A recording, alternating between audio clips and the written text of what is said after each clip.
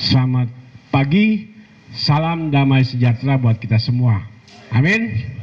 Amin. Ya. Kita bersyukur pagi ini dalam kondisi sehat, datang ke rumah Tuhan, walaupun masih terlambat. Ya, betul nggak? Ya, semua kita sama. Waktu 24 jam. Tinggal bagaimana kita memanajemennya. Ya, memanajenya, jam berapa kita harus datang dari ke gereja, jam berapa kita harus berangkat dari rumah ke sini. Ya, betul? Betul atau benar? Ya, jadi mungkin hari ini diingatkan kembali untuk jemaat Tuhan. Ya, kita harus mungkin bangun lebih pagi, harus berangkat, sehingga jam 9 kita bisa mulai beribadah. Setuju? Setuju tidak? Nah, kalau setuju bukan mendengar saya ya. Ada Pak Gembala sidang soalnya di sini. Oke. Nah, saya bersyukur sekali. Kenapa begini? Ya, sesuai dengan apa yang saya pelajari dan saya alami dalam kehidupan ini. Coba adik yang tamborin, jangan goyang-goyang tangannya dulu, dengerin firman Tuhan. Oke? Ya. Karena gini, saya kasih tahu. Keselamatan hidup kekal di surga kelak tidak ada hubungan dengan orang tua atau anak. Ya. Jadi kalau orang tuanya masuk surga, anak belum tentu masuk surga. Ya. Anaknya masuk surga, belum tentu orang tuanya masuk surga. Karena dalam firman Tuhan Yohanes 3:16 kata apa? Karena begitu besar kasih Allah akan dunia ini sehingga ia mengaruniakan anaknya yang supaya orang tuanya Kristen, anaknya masuk surga. Begitu? Tapi setiap orang yang tidak melainkan boleh hidup yang kekal. Yang dengan kata lain itu masuk surga. Masuk neraka juga hidup kekal loh. Ya. Kemarin saya ikut seminar BBCO, Best Bible Course online. Ya, bagus. Ya, saya kelupaan, mohon maaf, mengundang jemaat Tuhan yang di sini karena itu bagus sekali, Bang. Dan saya lihat dia tidak ada dominasi gereja, tidak ada.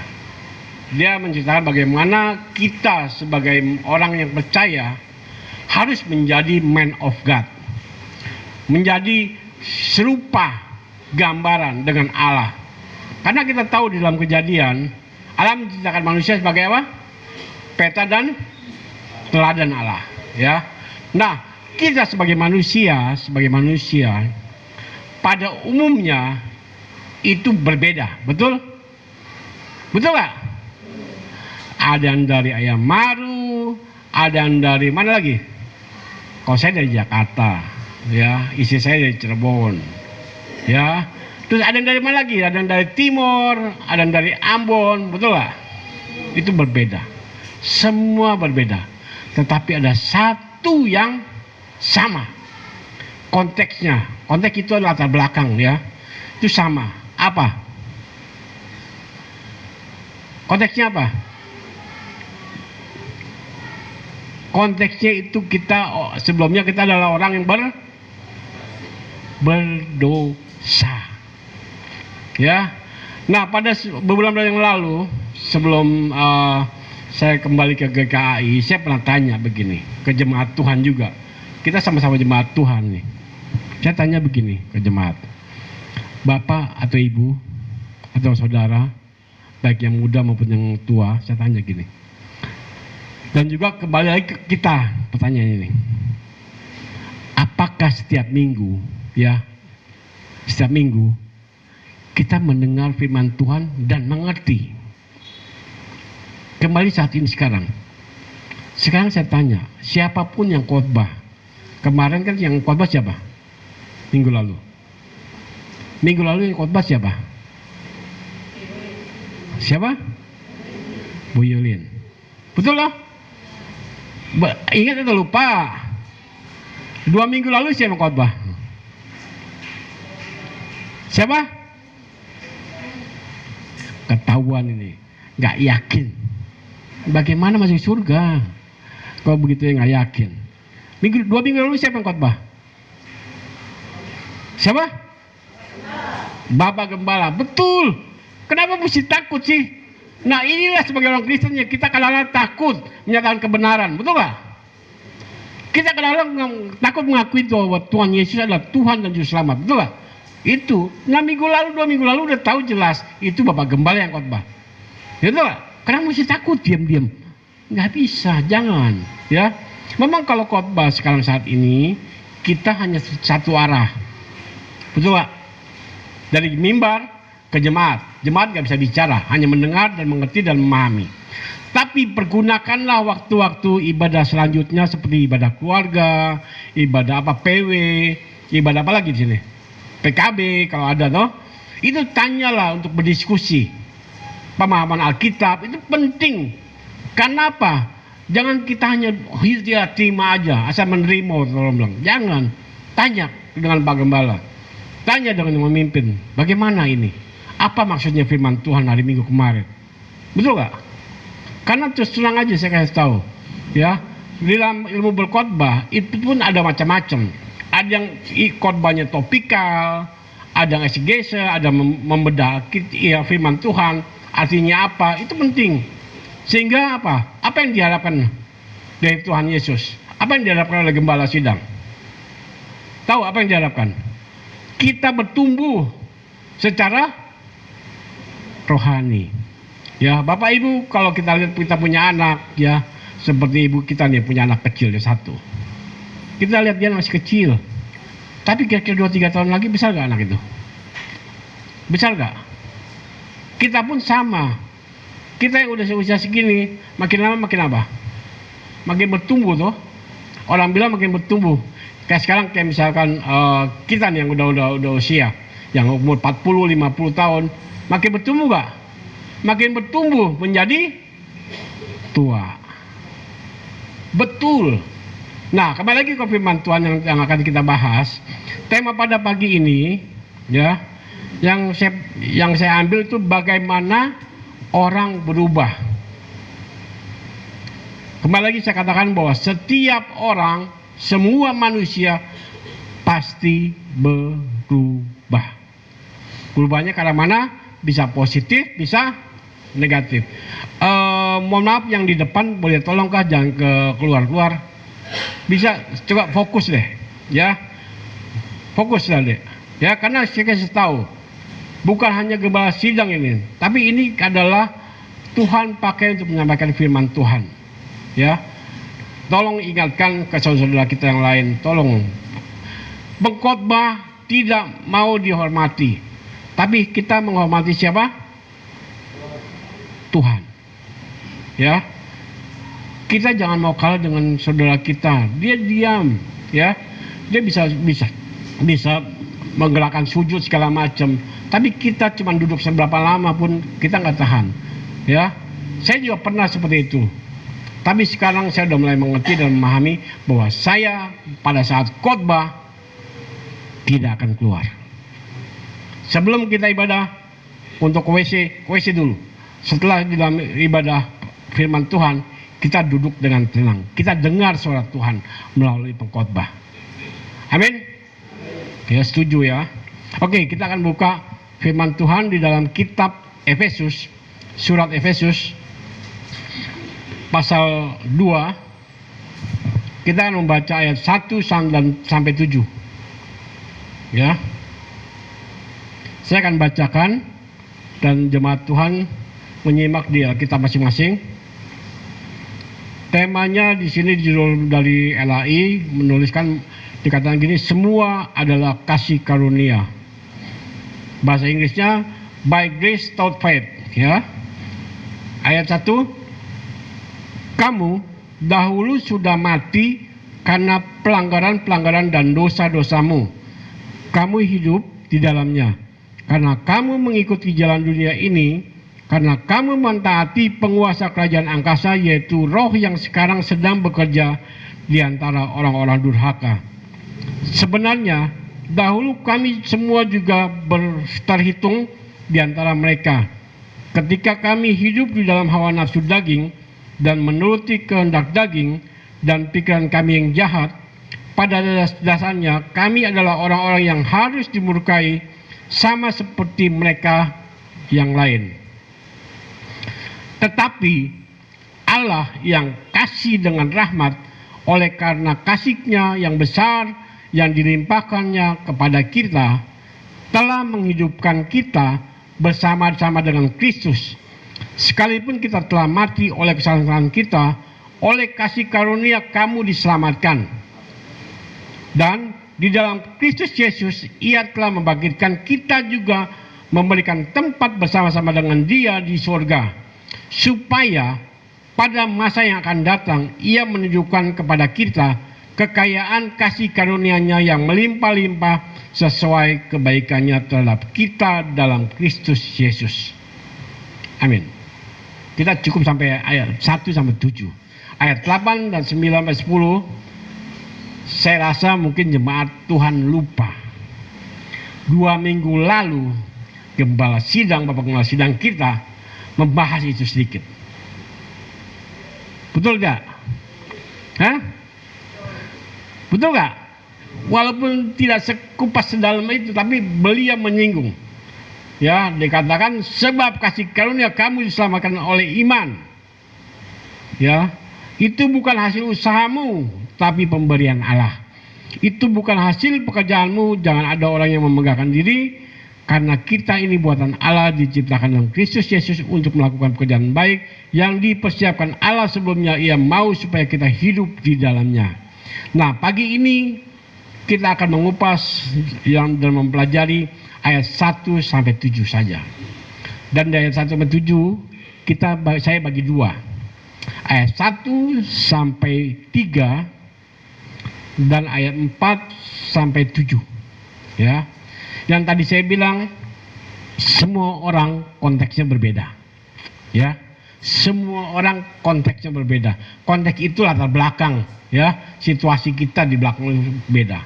Tapi yang pasti yang sama itu adalah di ayat 1 dan 3. Ya, memang benar di dalam firman Tuhan kita ini orang-orang pilihan, betul. Ya. Sebelum dunia ini dijadikan, kita sudah dipilih oleh Tuhan. Ya, itu harus kita aminkan. Tetapi tidak langsung begitu lahir langsung kita kenal Tuhan, tidak. Walaupun kita lahir dalam keluarga Kristen, betul gak? Karena kalau kita lihat, ya kita lihat, mungkin yang masih muda kita lihat, atau yang udah ini kita lihat, belum tentu anak kita sesuai apa yang kita harapkan. Belum tentu dia begitu rajin ke gereja. Belum tentu dia mengenal Tuhan Yesus. Karena pada saat itu kita tahu itu semua adalah rencana Tuhan dalam kehidupan semua manusia. Tuhan akan memanggil kita. Karena di dalam firman Tuhan dikatakan bahwa semua itu anugerah. Pada saat kita memang dipilih sama Tuhan, Tuhan akan memanggil kita. Kita nggak ada satu manusia pun yang tiba-tiba, oh saya percaya sama Tuhan. Tidaklah. Saya bukan keluarga dari orang Kristen. Saya dari boleh katakan orang orang bilang masih kepercayaan lah, masih pegang-pegang hiu, masih sembahyang-sembahyang di kelenteng segala macam seperti itu. Tapi saya yakin dan percaya Tuhan manggil saya, ya. Dan pada saat itu pun ada prosesnya. Begitu juga kita semua ada prosesnya. Dan tidak mungkin, dan saya yakin tidak mungkin Pak Gembala pun langsung tiba-tiba waktu SMA, oh saya menjadi gembala sidang, hamba Tuhan atau pendeta, tidak mungkin. Pasti ada satu hari beliau ketemu dengan Tuhan Yesus, bukan secara fisik, tapi beliau Allah, ya, berbicara melalui firman-Nya kepada Bapak Gembala. Begitu juga kita semua, ya, pasti akan bicara. Dan disitulah kita harus tahu bahwa kita harus menyadari konteks pada umumnya kita semua sama. Dikatakan di sini kita semua sudah mati karena pelanggaran dosa-dosa kita. Itu sudah mati, ya, nggak bisa hidup, udah matilah, udah nggak mungkin kita bisa berhubungan dengan Allah. Karena apa yang dibenci Allah, kita harus tahu, satu yang paling dibenci Allah adalah dosa, dan tidak ada satupun manusia yang tidak berbuat dosa. Baik itu anak kecil, orang tua, ataupun hamba Tuhan pun sekalipun tidak ada. Tetapi kembali lagi kita karena kasih karunia, kita masih diberi hak untuk meminta ampun dosa. Ya. Jadi di ayat 1 sampai 3 itu jelas kita harus sadari bahwa kita ini sebenarnya sudah mati, ya, hidup di dalamnya, ya, mengikuti jalan.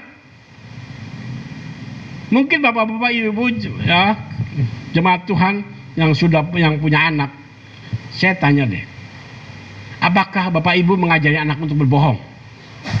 Ya? Tidak. Bagaimana bisa bohong?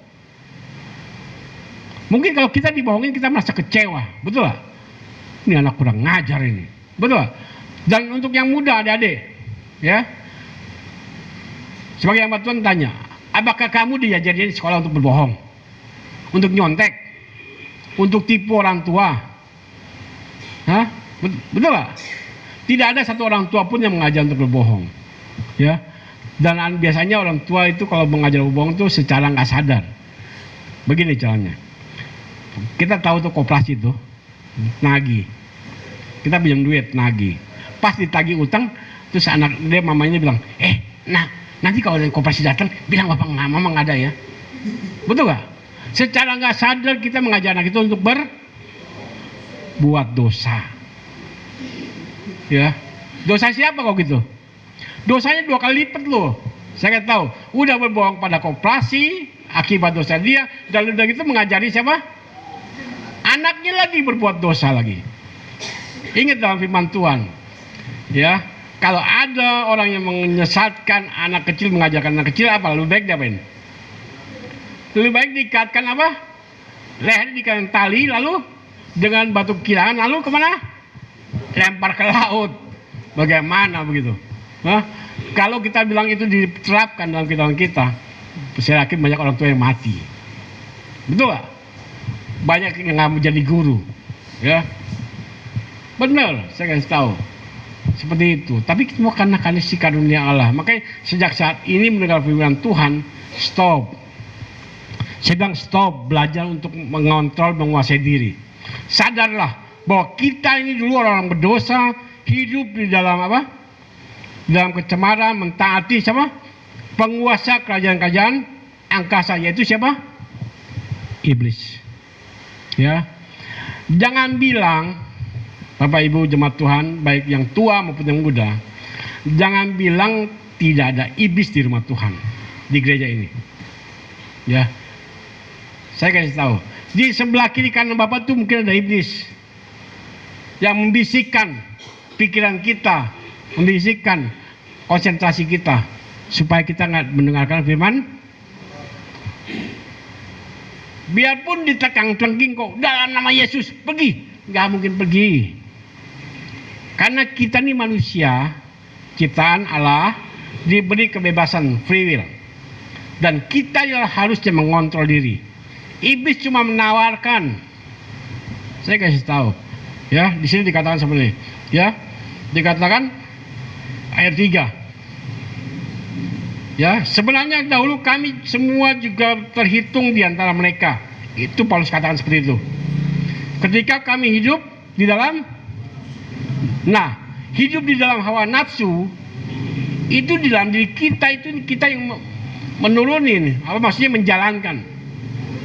Ya, kalau nafsu kita nafsu makan besar, terus kita ikutin, itu dah. Itu bukannya ini enak, tapi berbahaya.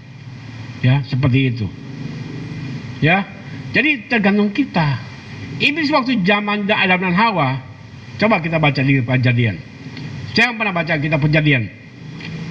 Saya membaca kitab Perjanjian. Pernah tuh? Coba kita lihat, Ibu.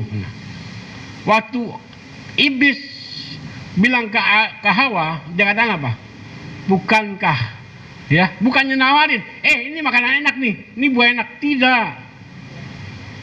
Begitu juga sama dah saat ini kita pun sama dirayu sama iblis begitu. Nggak apa-apalah, adek nyontek aja, sekali ini nggak apa-apa, yang penting nilai bagus. Iblis membisikkan seperti itu, ya.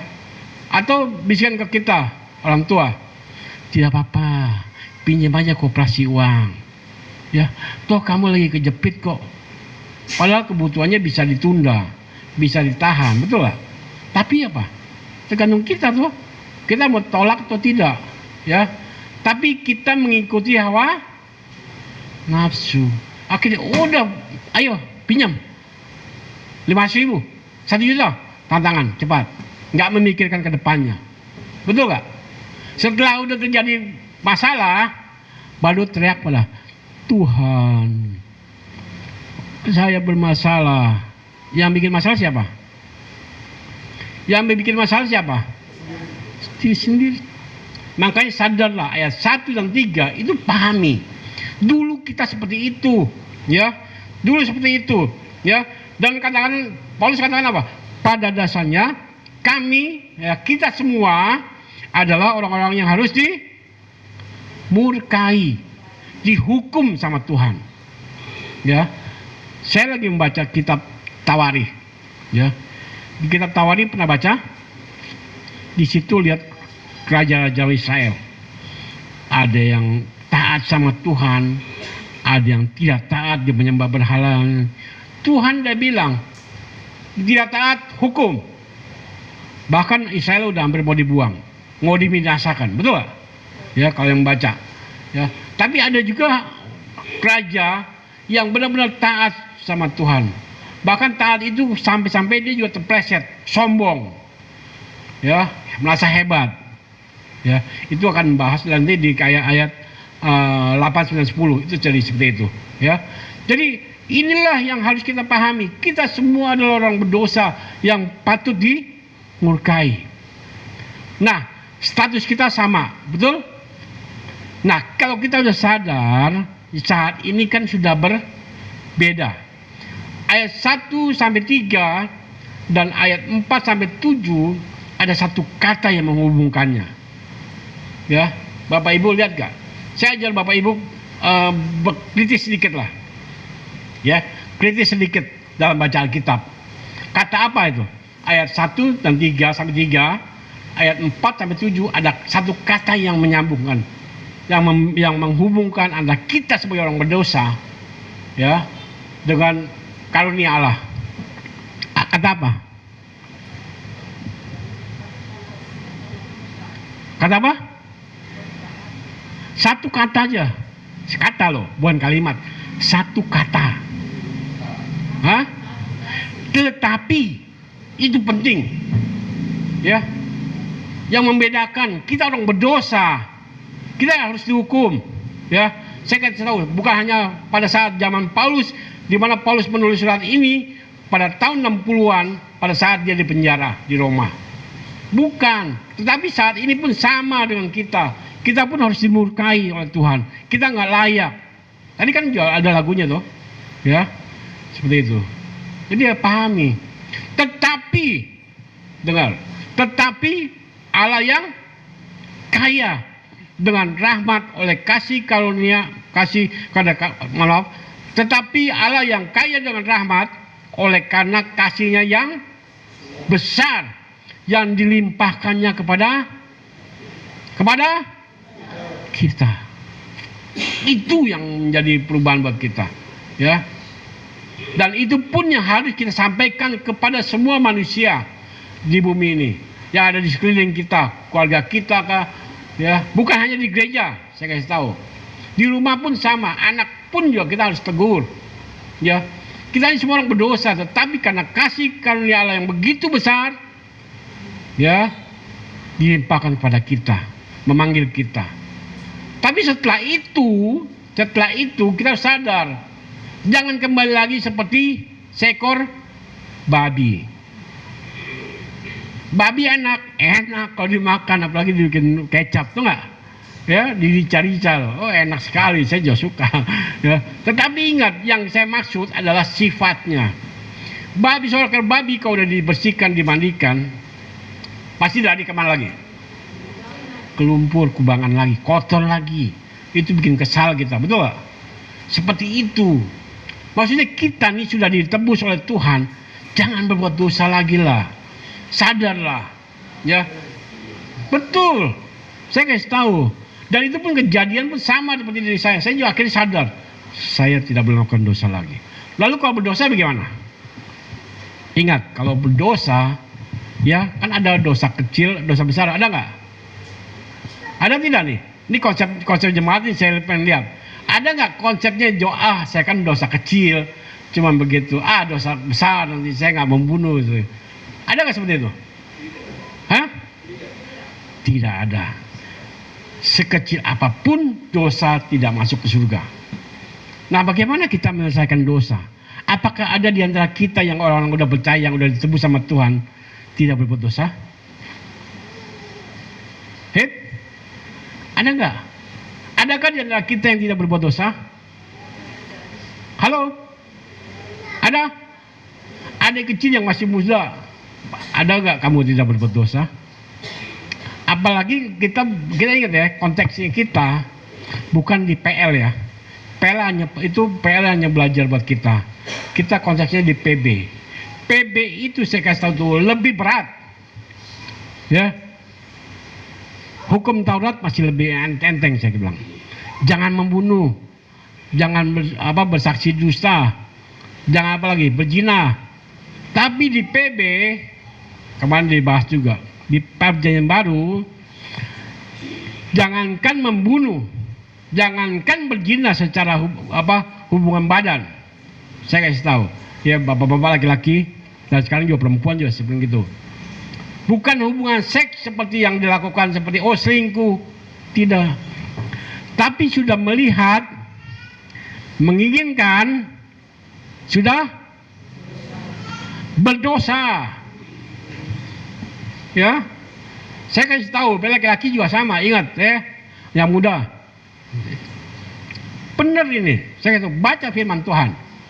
Dan lebih parah lagi dikatakan apa nih? Kita tahu semua bacaan kita baik. Baik tidak? Baik tidak? Baik. Nolong orang baik gak? Baik. Ke gereja tidak terlambat baik gak? Baik. Nah, kalau kita tahu itu baik, tapi kita tidak melakukan, itu pun loh kok saya berani bilang begitu? Siapa yang udah pernah baca firman Tuhan seperti itu? Ada nggak firman Tuhan seperti itu? Ada. Tahu yang baik tapi tidak dilakukan, itu minggu depan makanya jangan setuju? Janji sama Tuhan loh, bukan janji sama Pak Gembala loh. Saya kasih tahu, ya. Dan yang bertugas, ingat, sadarlah, ya. Kita ini melayani Tuhan, ya. Saya boleh katakan bukannya mau sombong, betul, ya. Mungkin Pak Amin, Pak Pendeta Amin, Pak Gembala tahu, ya. Pernahkah saya datang terlambat? Halo, itu contoh. Pak Gembala juga pernah nggak datang terlambat. Kenapa jemaat nggak mengikuti gitu? Ingat, kalian kita ini semua terlambat bukan karena Pak Gembala loh. Bukan malu dengan Pak Gembala loh, bukan karena dengan saya loh, tidak. Tapi kita harus malu, takut, taat kepada siapa? Tuhan. Jangan kita pikir kita gereja kecil begini nggak ada Tuhan. Ya, anak kecil begini saya kasih tahu, juga diajar, bagaimana dia berdoa. Ajar bagaimana dia duduk dengan tenang. Karena saya kasih tahu, yang tadi saya bilang, iblis itu tidak ada, ya, tidak ada di tempat lain. Dia memakai anak-anak kita untuk mengganggu kita. Ya, saya nggak marah. Ada hamba Tuhan yang marah. Kamu lari-lari jangan duduk, dimarahin begitu. Tapi saya tidak. Saya kasih tahu. Nah, itulah fungsinya orang tua, harus mendidik anak. Ya, mengajar anak sedari dini untuk mengenal Tuhan, ya, karena usianya makin panjang dia akan makin dipakai Tuhan, ya. Anak yang muda-muda juga sama, ya. Kalian tuh umur masih panjang, kayak kita nih, kayak Bapak Prawar, Pak Sleman Baho, ya, Pak Abraham juga, ya. kita usianya udah 60-an. Ya. Kita nggak bilang bahwa kita mau dekat mati, tidak. Ya. Tidak, ya mama ya. Kita nggak dekat mati, tidak, belum tentu. Ya. Mama ya. Mama dulu ya. Betul nggak? Belum tentu loh. Kemarin ada anak muda yang udah meninggal duluan. Betul nggak? Memang kita lihat, ya. Makanya kembalilah kepada firman Tuhan. Ya, belajarlah, mengertilah, laksanakanlah, ya, jalankan firman Tuhan. Jangan cuma di mulut, ya. Dan tadi tema kita bilang apa? Yang tema yang saya bilang, bagaimana orang berubah. Nah, waktu saat itu kita pertamanya adalah orang-orang berdosa. Kita nih harus berubah, ya, berubah dari orang berdosa menjadi orang yang diberkati, dikasihi, ditebus oleh Tuhan, menjadi milik Tuhan. Itu yang penting. Jangan diam-diam aja, ya. Jangan hanya datang ke gereja hanya formalitas, ya. Saya kan hari Minggu harus ibadah. Ya sudah, datanglah. Dan datangnya itu pun dengan seenaknya aja gitu loh, ya. Mohon maaf, bukan saya mau nyinggung, tapi kita harus mengerti, memahami. Coba kalau yang khotbah di saat ini dia pakai kaos singlet atau kaos bolong-bolong, bagaimana perasaan Bapak Ibu? Bagaimana? Terus yang singer dia pakai kaos singlet nyanyi, pimpin. Bagaimana? Kita mau nyanyi gak? Perasaan kita bagaimana? Lalu konsep kita apa bilangnya? Kamu gak menghargai Tuhan, ya. Waktu itu pun juga sama, saya juga pikir begitu. Tapi sekarang kita harus merubah konsep itu, ya.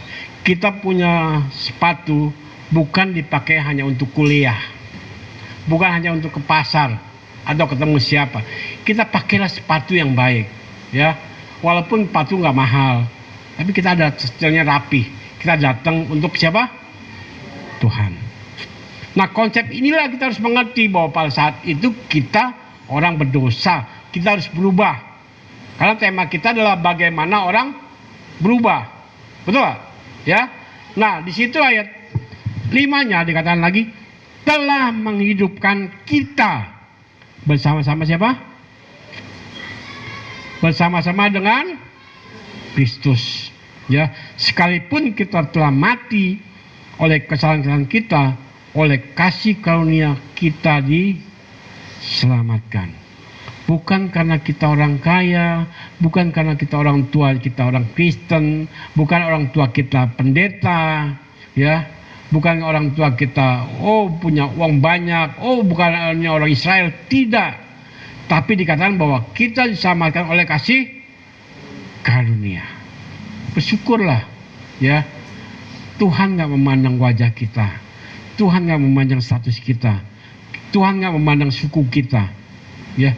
Kita badannya, inilah yang Tuhan tebus, ya, dari dosa, sehingga kita bisa berdamai dengan Tuhan. Walaupun kita setiap harinya itu mungkin bisa melakukan dosa, tapi Tuhan memberi kita kesempatan pada saat ini kita berani datang ke tempat Tuhan, berani datang ke hadirat Tuhan, minta ampun, kita berani memuji Tuhan. Tapi kalau yang nggak berani, itu jelas, ya, dia masih ada ganjalan, ya. Banyak sekali yang membuat Tuhan yang memakai istilah, kamu masih berdosa, tengkang-tengking, kalau di blok itu nggak jatuh, kamu masih dosa, atau didoakan penyakitnya nggak sembuh, masih dosa. Tidak, ya. Kemarin juga sempat dibahas mengenai penyakit. Ikut Tuhan bukan untuk kaya, ikut Tuhan bukan untuk sembuh penyakit. Kalau kita lihat di dalam Perjanjian Baru, banyak orang yang ikut Tuhan selama 3,5 tahun, ya, diberkati, hidupnya kaya. Coba lihat, murid Tuhan Yesus diberkati gak? Hidup kaya gak nanti sampai tuanya? Tidak. Contoh Petrus bagaimana matinya? Hidup tenang dia sampai akhir tua? Tidak. Petrus disalib, dia minta disalib terbalik karena dia bilang, saya tidak layak seperti Tuhan saya. kalau dipahami itu begitu berat dan begitu dia mengasihi Tuhan, begitu perubahannya begitu drastis, ya, bukan 360 derajat, bukan. Kalau 360 derajat dia balik lagi dia, ya. Ini dia 180 derajat, dia berbalik dari pertama dia mengingkari Tuhan Yesus, mengikut Tuhan Yesus dengan motivasi yang salah, lalu dia melayani Tuhan Yesus dan akhirnya dia dihukum mati dengan permintaan salib dengan kepala di bawah, ya. Petrus, Paulus pun sama. Paulus gimana matinya? Pancung, ya. Hanya satu rasul murid Tuhan Yesus yang matinya itu di mana? Yang tidak sempat hampir mati tapi Tuhan masih pakai dia. Siapa? Cuma Tuhan bisa tahu siapa. Anak muda tahu nggak siapa? Nggak tahu tuh, karena nggak baca Alkitab. Yang mati terakhir murid Tuhan Yesus adalah siapa? Yohanes. Yohanes yang menulis Injil Yohanes. Dia harusnya mati pada saat mau digoreng. Bayangkan kita hidup-hidup, kita kena minyak panas aja satu kali gitu udah teriak. Ya, mama yo panas sekali, betul. Tapi ini Tuhan menyelamatkan dia, ya, sehingga dia selamat.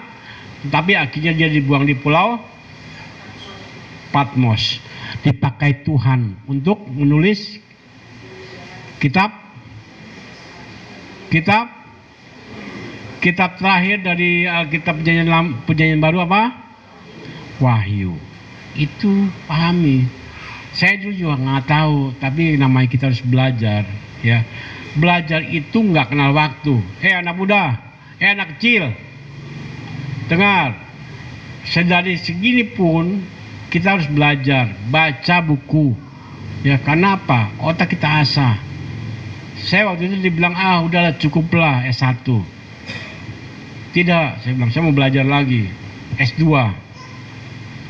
belajar lagi selama 2 tahun. Lulus, lalu teman bilang, udah maju lagi, pakai lagi supaya ngasah otak tuh, jangan asal aja. Lalu walaupun dengan keterbatasan, ya, kita manusia orang terbatas lah, ambillah S3. Baru tahun lalu lulus, tahun 2024 ya, 2024 saya lulus S3. Tahu S3 tuh? S dingin ya, karena S-nya banyak 3. Ya, makanya saya diterima menjadi dosen. Dan dosen itu pun juga saya bilang sama mahasiswa, karena Tuhan masih memberikan kasih anugerah, saya juga berikan kasih anugerah. Tapi untuk tahun ini saya bilang untuk sementara ini, untuk semester 2. Tapi saya udah ancam mereka. Ancamnya bukan ancam nakutin, tidak. Saya bilang kalau kalian nggak berubah semester 3 atau seterusnya, saya nggak kenal ampun. Terlambat, saya coret kalian. Saat ini saya memberi kasih anugerah, kenapa? Kita masih inilah supaya kalian sadar gitu. Begitu juga jemaat Tuhan, saya yakin di sini. Mungkin Pak Gembala juga bisa marahin mereka ini, jemaat Tuhan. Kenapa? Ya itulah. Sekali terlambat, Pak Gembala dengan senyumnya salamin, betul lah. Tapi kalau udah waktunya Tuhan, jangan harap. 10 gadis, 5 bijak, 5 bodoh. Yang 5 bodoh udah keluar, yang gak bijak tetap menunggu. Tapi setelah pengantin prianya datang, pintu ditutup, 5 gadis bodoh ketuk. Bukakan pintu. Bisa dibukakan? Hah? Tidak. Bagaimana kalau jam 9 ditutup pintu gereja? Sepi lah gereja ini. Ya. Tapi ingat, kembali lagi, kalau kita mengerti konteks kita pada saat kita berdosa, itu setelah diselamatkan dan Allah karena kasih karunia, ayat 6. Dan di dalam Kristus Yesus, Ia telah membangkitkan kita juga dan memberikan tempat bersama-sama Dia di surga. Itu janji Tuhan. Ya. Jadi jangan sia-siakan. Belajarlah untuk konteks. Nah, pada konteks itu kita lihat perubahan itu pun harus ada apa? Harus ada yang berperan, dan itu harus kita sadari. Siapa dalam hal ini, siapa yang berperan? Bapak Ibu, jemaat Tuhan, siapa yang berperan perpindahan antara kita sebagai orang berdosa menjadi orang pilihan Tuhan? Siapa? Yesus, Allah. Jadi konteksnya kita dengan Allah. Jadi kita antara hubungan dengan Allah itu ada relasi. Makanya seperti itu. Makanya sering kali dikatakan bahwa marilah kita baca Alkitab, firman Tuhan. Bagaimana kalau kita mengenal Allah kalau kita nggak baca Alkitab? Karena sekarang ini pengenalan Allah bukan seperti yang dikasih tahu di medsos itu. Oh, ada penyembuhan. Tidak. Ya. Baca Alkitab, berubahlah. Karena firman Tuhan dikatakan berubahlah melalui apa? Pembaruan iman. Penting. Ya. Coba belajarlah untuk berbuah. Buah apa? Bukan buahnya buah matoa atau bukan, tidak. Tapi baca di Galatia 5 ayat 22 dan 23. Apa bacanya? Itu buah roh. Pelajarilah, pahamilah. Ada 9 buah. Ya, bukan 9 buah tapi 9 rasa buah. Ya, satu buahnya itu buah roh. Tapi ada 9 rasa. Bacalah itu. Ya, pelajari, pahami. Oh ya, saya harus begini. Dan itu pun sama, bukan hanya untuk jemaat Tuhan, tapi firman Tuhan ini untuk saya juga. Ya, saya juga belajar bagaimana saya mau bisa berubah menjadi serupa dengan Kristus. Karena itu yang dikehendaki oleh Allah. Ya, karena pada mulanya kita, tadi saya bilang bahwa kita manusia diciptakan menurut gambar dan rupa Allah. Dan tidak ada satu manusia pun yang mencari Allah. Tidak ada manusia pun yang berkenan kepada Allah. Semuanya berdosa. Tapi karena kasih karunia memanggil saudara jemaat Tuhan dan saya untuk kita kelak ada di surga. Ya. Makanya ada yang muda, ingat, ya. Kalian bisa masuk surga bukan karena orang tua. Tapi karena apa? Iman. Ya, karena iman. Ya. Ayat 7-nya dikatakan di sini apa? Supaya pada masa yang akan datang, ia menunjukkan kepada kita kekayaan kasih karunia-Nya yang melimpah-limpah sesuai kebaikannya terhadap kita di dalam Kristus Yesus. Nah, saat ini apakah kita sudah merasakan, ya, kekayaan kasih karunia Allah? Sudah merasakan belum? Sudah rasakan. Walaupun mungkin dilihat orang kita bersama dengan orang dunia, ya. Jadi kalau jangan bilang kalau ikut Yesus itu bisa kaya. Stop. Apalagi sekarang lagi ada krisis nih, ya, krisis. Semua teriak kok, ya. Susah makan, ya, susah cari uang, betul gak?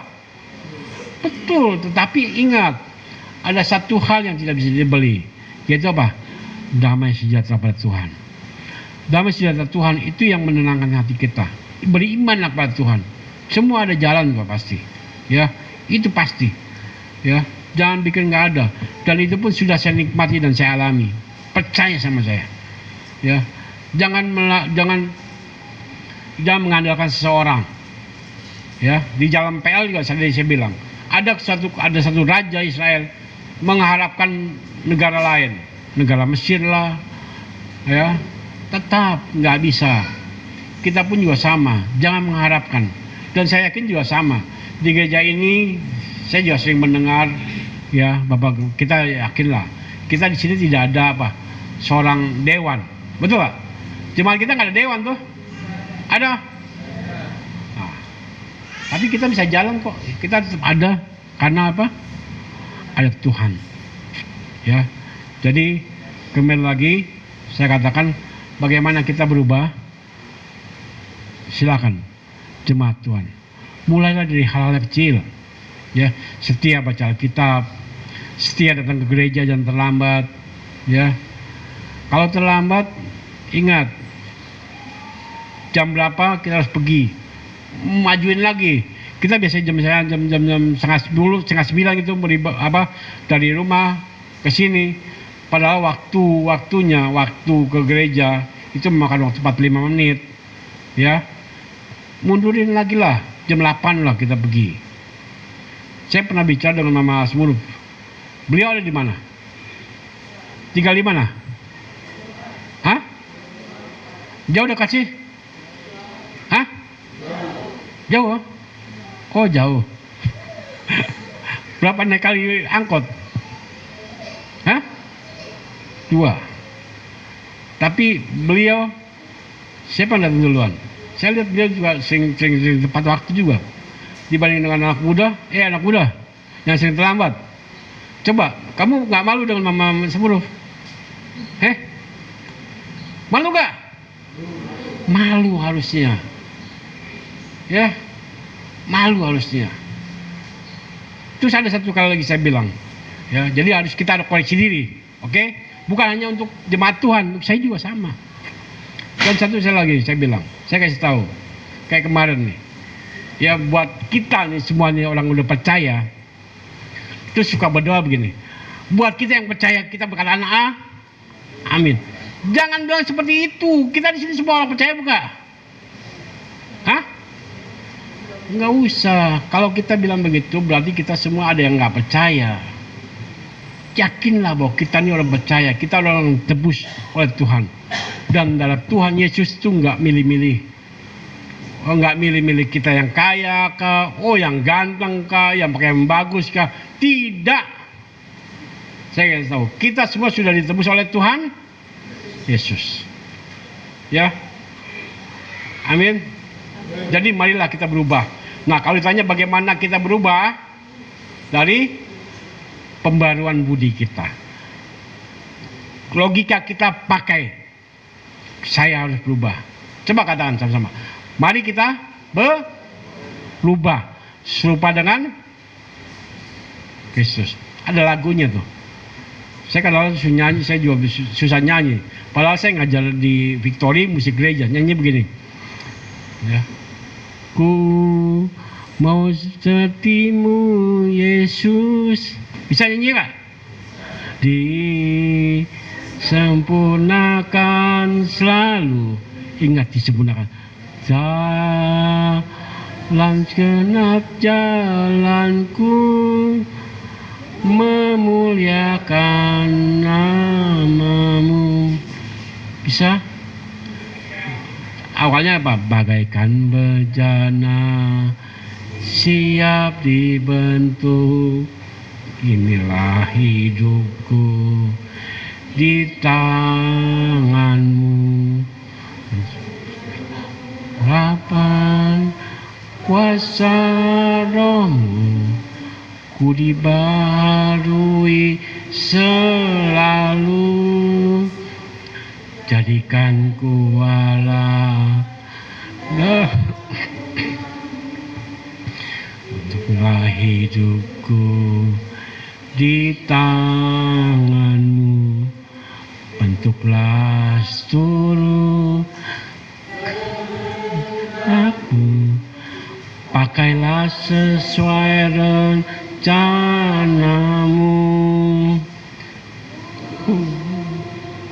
Mau sepertimu Yesus, disempurnakan selalu dalam genap jalanku, memuliakan namamu. Ya, kita bertekad minta sama Tuhan untuk disempurnakan selalu. Ya, setiap jalan kita memuliakan nama Tuhan. Buktinya apa?